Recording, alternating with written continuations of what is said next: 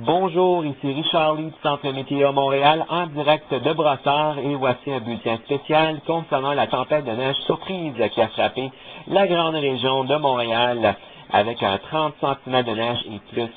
Souvenez-vous, lundi matin, quasiment toutes les stations de radio et télévision, incluant celles de Météo Média et moi-même sur Facebook, avions prévu des accumulations maigres de 2 à 4, même 5 cm de neige pour la journée de lundi. On s'est trompé royalement parce qu'il est tombé au-dessus de 30 cm de neige. Donc, on s'est trompé de 25 cm de neige. C'est une marge d'erreur assez significative, importante que habituelle. Et pourquoi les ordinateurs étaient si erronés? Pourquoi les prévisions étaient si erronées? Bien, en fait, un journaliste a posé cette question-là à un météorologue à Environnement Canada, M. René Héroux, lui a répondu, en fait, les ordinateurs qui font les prévisions météorologiques pour les météorologues avaient eu la difficulté à saisir la situation météorologique durant la fin de semaine ainsi que le début de la semaine, puisque le système tempête qui affectait le Québec était un système tempête plutôt rare, un type plutôt rare, puisque ce système s'est formé au large du côté de l'Atlantique, non loin des Bermudes, et finalement, au lieu de se déplacer vers l'Europe, ce système s'est déplacé à reculons, à sens inverse, donc c'est formé près des Bermudes, non loin des Bermudes, du côté de l'océan Atlantique, s'est déplacé vers le nord, ensuite vers le nord-ouest pour affecter la Nouvelle-Écosse et l'île du Prince-Édouard, ensuite vers l'ouest du côté du Nouveau-Brunswick pour toucher la Gaspésie, la Côte-Nord, et ensuite s'est déplacé vers l'ouest québécois pour affecter la région de Montréal avec ses plusieurs centimètres de neige. Donc c'était une situation très rare. Les ordinateurs n'ont pas beaucoup d'expérience ou de statistiques compilées concernant les systèmes qui se développent du côté atlantique et qui font du reculon. Alors, c'est très rare. Donc, ça, c'est du côté des ordinateurs. À part des ordinateurs, quand le système a rentré sur le Québec, le système continue à pivoter et faisait du surplace. On a présentement un blocage météorologique actuellement. On a une forte haute pression, en fait, les derniers jours, du côté du Groenland, qui fait en sorte que tout système qui se déplace d'ouest en est à travers le Canada et les États-Unis ont la difficulté à se déplacer vers l'est, puisqu'il y a un mur d'acier, la forte cellule de haute pression qui est du côté du Groenland. Alors, ce qui fait en sorte que les systèmes ne pouvaient pas se déplacer vers l'est. Donc, qu'est-ce qu'ils ont fait? C'est que la tempête qui était du côté atlantique a contourné cette haute pression du côté du Groenland. Donc, au lieu d'aller vers l'est, elle a contourné en se déplaçant vers l'ouest, malheureusement pour nous donner notre première tempête de neige significative au début de la semaine. Donc, le système a pivoté, faisait du surplace, ne pouvait pas se déplacer. Et en même temps, ce système continue à aspirer pas mal d'humidité en provenance de l'Atlantique. Il y a beaucoup de chaleur et humidité du côté atlantique. Et quand cette chaleur et humidité a frappé dans l'air plus frais et instable du côté québécois, eh bien, il y a eu de la forte neige générée. Donc, on pourrait dire la condensation. Beaucoup de neige ici à Montréal. Et le système continue à pivoter. En plus, on avait aussi le facteur vent. Les vents soufflaient très fort. Et quand les vents soufflent fort lors des tempêtes de neige, eh bien, les accumulations sont plus... en fait, la neige qui se retrouve au sol, il y en a... en fait, on dirait qu'il y a plus de neige au sol que qu'est-ce qu'ils ont annoncé, parce que la neige vole partout avec les vents. Il y a des places qui ont quasiment pas de neige. Et il y a d'autres places qui ont beaucoup de neige. Donc, il y avait... on pourrait dire le facteur de poudrerie, de poudreuse, la neige qui était devenue poudreuse et qui s'accumulait beaucoup plus rapidement qu'une neige normale, car il y avait beaucoup de vent qui soufflait dans cette neige-là. Alors ça, c'est les raisons en ce qui a trait pourquoi on a eu beaucoup de neige surprise à Montréal, les ordinateurs qui avaient la difficulté à prévoir, à cause d'un système qui se déplace d'est en ouest, qui n'est pas normal. Deuxième des choses, il y a un blocage météo du côté du Groenland. La dépression pivotait, mais ne pouvait pas quitter le Québec.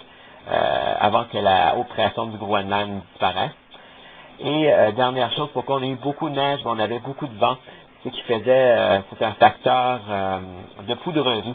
Donc finalement, la neige est devenue très très poudreuse et s'est accumulée beaucoup plus que la neige qui est reçue dans différentes stations météo à travers le sud québécois.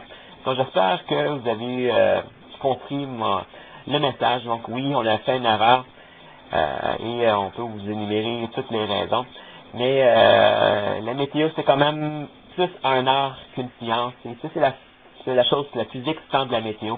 Parce que c'est ces surprises-là qui nous fait aimer beaucoup la météo.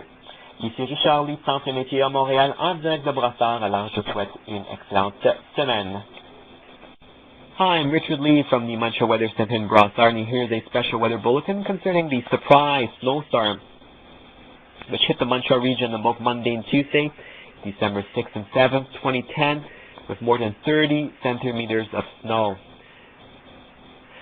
Remember, on Monday morning, all the weather people on radio and on television, including Meteo Media, the Weather Network, and including yours truly on his Facebook page, we predicted a small, little accumulation of 2 to 4 centimeters of snow.